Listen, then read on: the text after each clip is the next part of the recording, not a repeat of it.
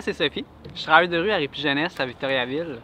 Aujourd'hui, on voulait savoir un peu si les gens ils connaissent ça, le travail de rue. C'est bientôt la semaine du travail de rue. Ça a lieu du 6 au 12 mai. Donc, on voulait faire un petit vox pop puis aller tester un peu les connaissances de nos citoyens à Victoriaville.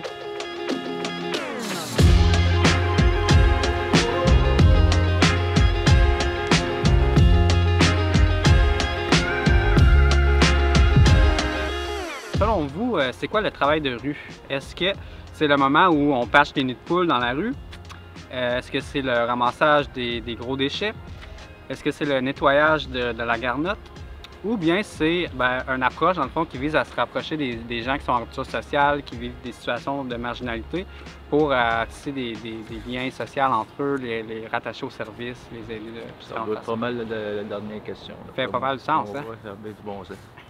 Toujours dans des choix de réponse, maintenant, on veut savoir qu'est-ce qui peut amener les personnes à se retrouver en situation d'itinérance. Donc, est-ce que c'est A, une perte d'emploi, B, précarité financière, C, le deuil ou une séparation, D, difficulté à se trouver un logement, est-ce que c'est E, la violence conjugale, est-ce que c'est F, les enjeux familiaux, G, des problèmes de consommation, H, la faillite, I, des problèmes de justice, est-ce que c'est plutôt J, ne pas passer à une enquête de crédit, K, les propriétaires qui sont trop sélectifs, ou est-ce que c'est Z, toutes ces réponses? C'est toutes ces réponses. Oui, exactement. Ouais. Ce qu'on voulait démontrer, c'est qu'en fait, il y a vraiment plusieurs facteurs qui peuvent faire en sorte que les gens se retrouvent en situation d'itinérance, personne n'est à l'abri. Donc là, ici, dans le petit bac, j'ai des questions, c'est des vrais ou faux. Donc on va commencer par ça, vous pouvez en toucher une. Là.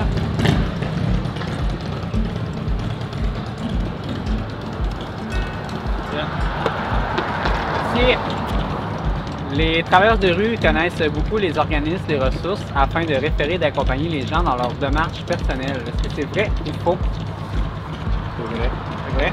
Effectivement, c'est vrai. C'est une de la base de notre travail, c'est de connaître toutes les ressources qui existent.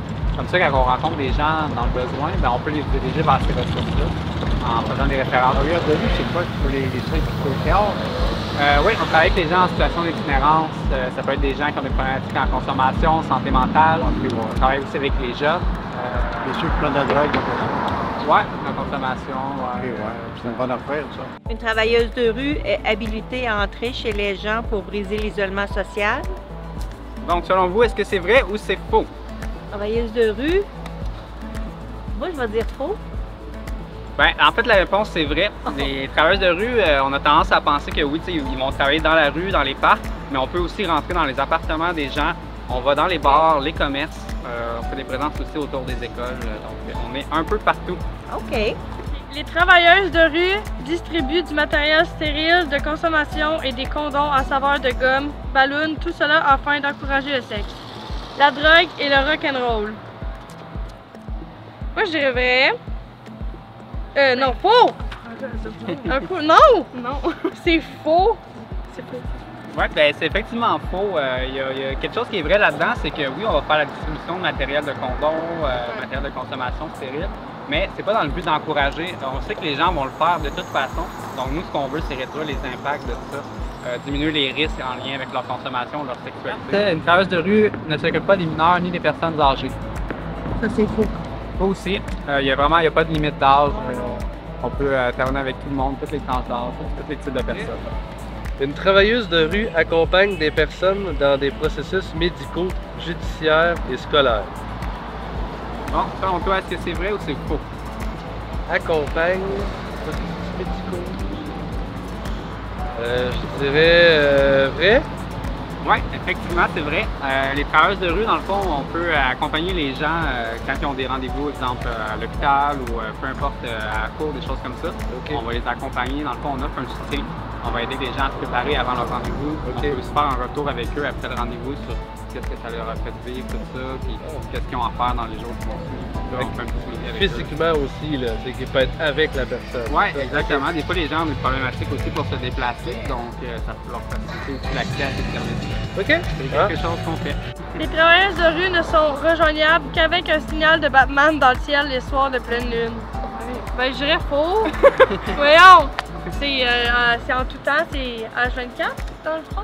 Dans le fond, c'est ça. Nous, on est rejoignables là, par téléphone cellulaire. Ils peuvent nous texter ou nous envoyer des messages aussi par Messenger. 24 sur 24, ben, c'est dans le fond, quand on travaille, on ouvre notre téléphone quand on commence notre chiffre, on le ferme quand on finit, mais les gens peuvent nous laisser un message dans notre boîte vocale, on va répondre le lendemain quand on commence à travailler. Donc, on est très rejoignable, puis si les gens nous voient dans la rue aussi, ils peuvent venir nous voir directement. Le travail de rue dans les campagnes se nomme le travail de rang. Oh, elle est dure celle-là. Moi, je dirais que oui. Non, non, non. Hey, non, je pense tellement pas. Je pense que c'est la même chose. Là. Mais non, c'est sûr que ça s'appelle pas travail de rang. Rassure-moi. Ben, en fait, le travail de rang, ça existe. Ça existe? Ça porte ce nom-là, mais c'est pas nécessairement du travail de rue. C'est une approche qui est un petit peu semblable, mais c'est une autre affaire. Puis c'est des gens qui vont travailler beaucoup avec les personnes qui travaillent sur les fermes, les agriculteurs. Oui. Ils vont apporter du soutien des personnes qui vivent quand même beaucoup de détresse des fois. Donc, Ils en vivent beaucoup aussi, justement. Exactement, ils sont plus isolés, fait que les Le gens se travail déplacent. C'est Ah, une ouais. approche de proximité, un peu comme le travail de rue, mais c'est deux choses différentes. Hey, tu m'as appris quelque chose, pour vrai, là? Hein? Génial. Ouais. Si j'ai une question à choix de réponse, qu'est-ce que la crise du logement? Est-ce que c'est A, trop de logements accessibles et pas assez de gens en précarité? Est-ce que c'est B, pas assez de condos et pas assez de gens nantis pour les louer? Ou est-ce que c'est C, pas assez de logements accessibles et trop de gens dans la précarité? C'est ça. Ils font pas assez de. Il manque de logement, là, tu sais, normal. C'est pas tout le monde qui a besoin des comptoirs en marbre. là. C'est correct d'en faire, mais il faut en faire des réguliers pour le monde qui a moyen aussi. Qu'est-ce que la rénoviction? Est-ce que c'est A, une nouvelle chaîne de magasins? B, un nouveau reality show de construction? C, un contexte discutable que s'octroient les propriétaires d'immeubles pour investir les occupants afin d'augmenter les prix des loyers? Ouais, c'est. C'est une bonne réponse. Le pourcentage de la hausse d'itinérance durant la pandémie, est-ce A, 25 %, B, 55 % ou C, 45 %? Ouais, j'hésite entre deux réponses, soit 55 le plus haut ou le 45, mais j'irais avec l'entre-deux tout le temps, toujours bon, 45 Ben, c'est effectivement la bonne réponse, 45 %. On a vu là, avec la pandémie, il y a vraiment une hausse de l'augmentation des personnes énorme. en situation d'itinérance. La problématique de santé mentale aussi qui a beaucoup augmenté. Le coût des logements, tout augmenté, le coût de la vie. Qu'est-ce que la réduction des méfaits? Est-ce que c'est A, taper les fesses des gens ayant commis des actions pas gentilles? Non. Est-ce B, l'action de réduire la sentence pour des personnes ayant commis des méfaits? Ou C, une approche d'intervention visant à réduire les impacts négatifs plutôt que d'interdire les comportements à risque? C. Est-ce que vous y allez pour C aussi? C'est un consensus? Oui. Donc, la bonne réponse, c'est, en fait, la réduction des méfaits, c'est ça. Puis la façon dont on le fait, nous, c'est par la distribution de matériel. On va donner des condoms, des choses comme ça. L'exemple qu'on utilise souvent, c'est nez rouge dans le temps des fêtes. Ouais, on sait que les gens vont boire à Noël, on ne veut pas leur empêcher de le faire, mais on veut leur offrir une solution de le faire sécuritairement, donc on offre un service de l'accompagnement. Donc, en travail de rue, c'est l'approche qu'on utilise à peu près pour tout. Donc, peu importe pour la consommation, d'autres comportements à risque, pour axer sur le bien-être de la personne plutôt que d'interdire. Ne fais pas ça. Non, faut pas dire ne pas. Ne pas. C'est ça. On n'est pas là pour la morale, là. Sans jugement. Oui, c'est bien ça. Une petite mise en situation. Vous promenez dans la rue, c'est le soir. Vous voyez quelqu'un qui se parle toute seule, semble avoir des propos un peu délirants. Comment vous réagissez? Qu'est-ce que vous faites? Essayez d'aller y parler. OK. Essayez d'aller y parler. Essayez de savoir pourquoi. Essayez de l'envoyer vers un travail de rue. Une excellente réponse. Donc, c'est ça, dans des situations comme ça, si vous référez la personne au travail de rue, ben, nous, on peut passer par là, peut-être essayer de voir si la personne a besoin d'aide. Qu'est-ce que vous faites, vous, quand vous vous promenez, exemple, dans un parc, vous voyez des tentes ou des gens qui dorment sur les bancs?